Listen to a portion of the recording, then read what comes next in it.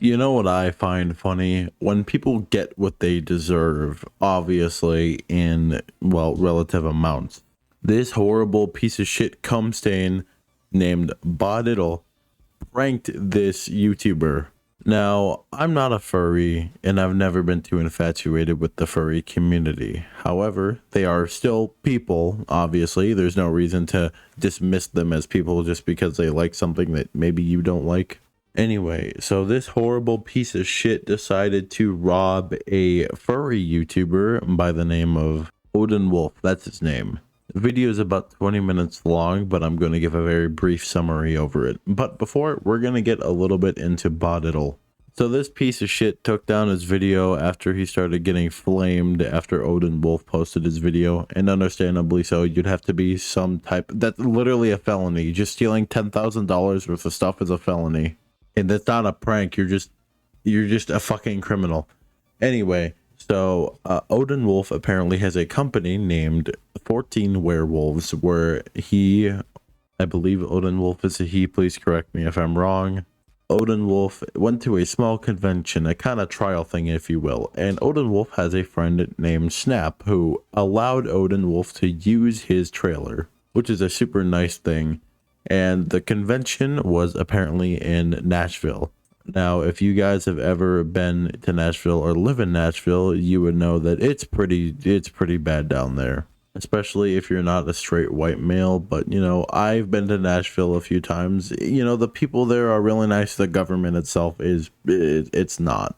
Anyway, back on topic. So Odin Wolf had 3 to 4 bins, I think, of merchandise left in the trailer from the convention, and apparently Snap had like his own personal belongings in there as well in a separate bin. I think the bins are like the size of like those plastic storage bins you find sometimes that your mom puts all the Christmas shit in and doesn't touch till like 3 years later because she forgets about all of it.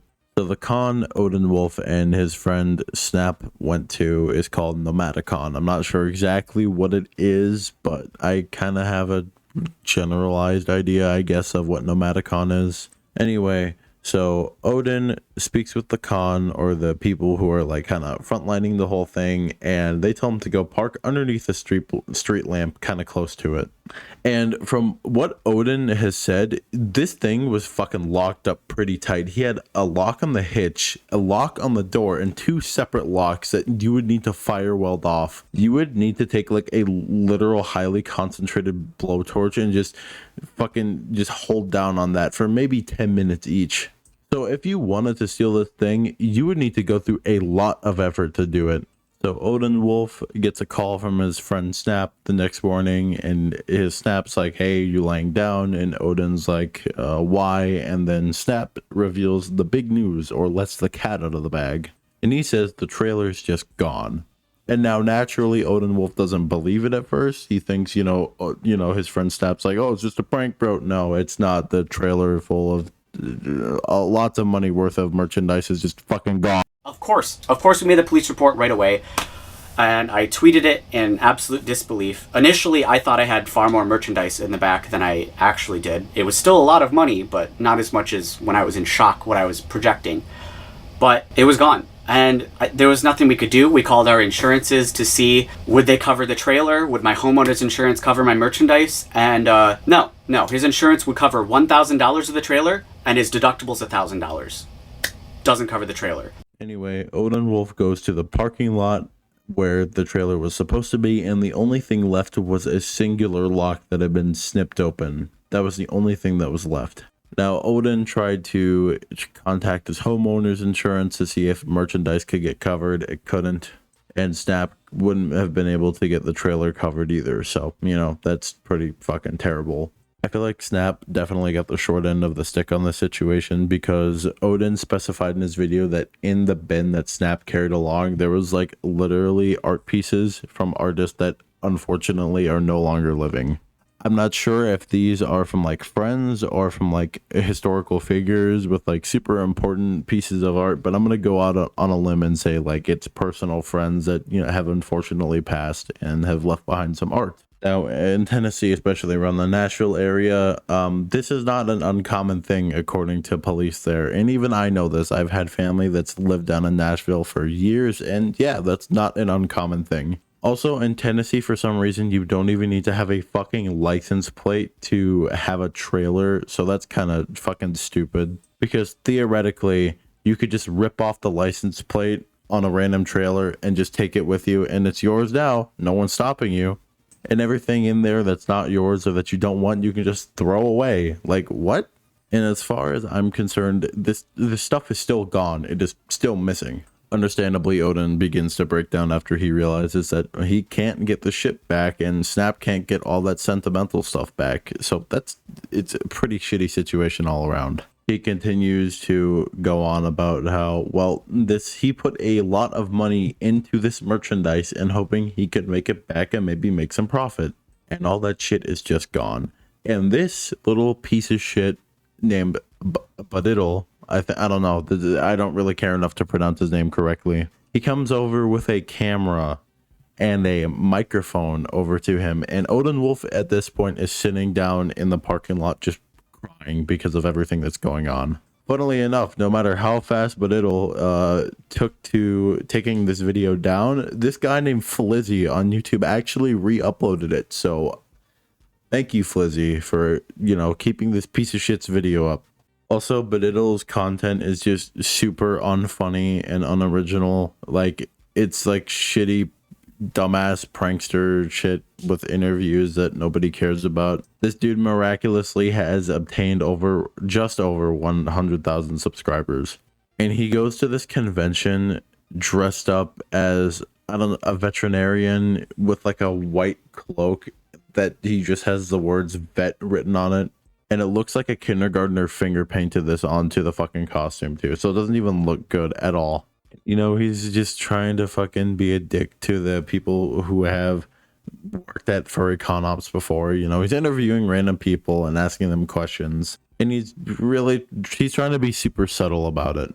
He's interviewing one of the staff, well, quote unquote interviewing. It's not really interviewing, it's just being a public nuisance too, but he's interviewing one of the staff members. And the staff members, like, yeah, they don't really like you because people like you or you yourself have come into furry cons before and just been extraordinarily rude and disrespectful towards us.